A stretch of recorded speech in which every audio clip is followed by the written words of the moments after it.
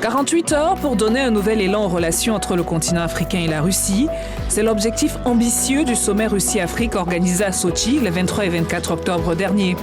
Une toute première édition co-présidée par Vladimir Poutine et son homologue égyptien, le président Abdel Fattah el-Sisi, également président en exercice de l'Union africaine. Devant les plus de 40 chefs d'État réunis et les milliers de participants, Vladimir Poutine a réaffirmé la nécessité d'intensifier le volume des échanges entre la Russie et l'Afrique.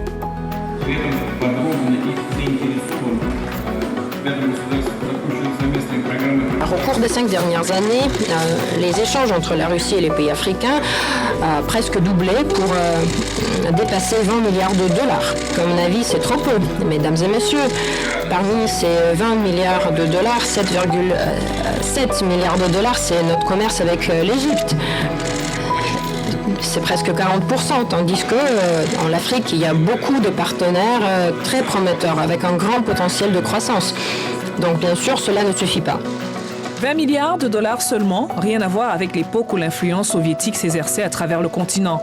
Moscou s'y était taillé une place de choix par son soutien aux luttes pour les décolonisations, notamment au Mali, pays ami depuis près de 60 ans, rappelle le président Ibrahim Boubacar Keïta.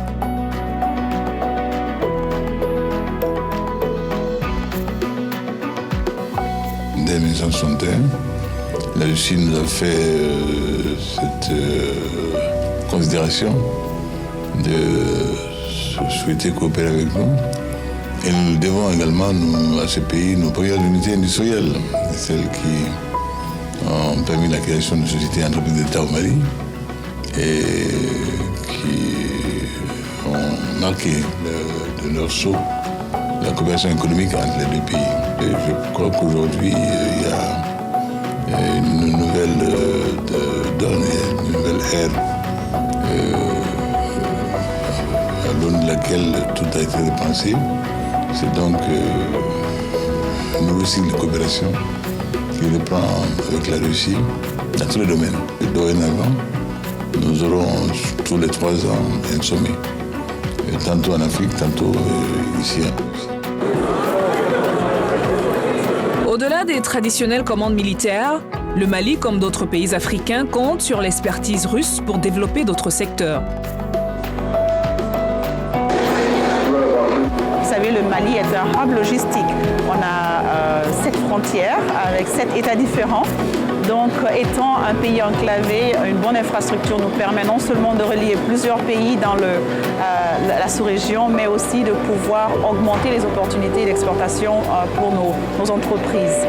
Nous avons de très bonnes réserves minières. Nous avons produit 66 tonnes d'or l'année dernière et nous savons que les possibilités sont beaucoup plus importantes que cela. Alors, le troisième secteur, c'est vraiment l'agro-industrie, où nous avons aussi un potentiel très important pour lequel on espère attirer beaucoup plus d'investisseurs russes.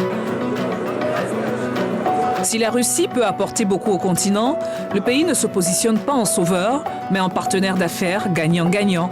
Pour le vice-ministre russe de l'énergie, Moscou a aussi besoin de l'Afrique.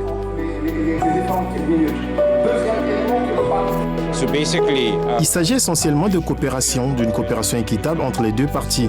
Ça nous donne la possibilité de trouver de nouvelles technologies, de les partager. Le bilan de nos entreprises montre que nous partageons nos technologies, que nous sommes prêts à partager la culture, que nous sommes prêts à accueillir la culture de nos partenaires afin de grandir ensemble.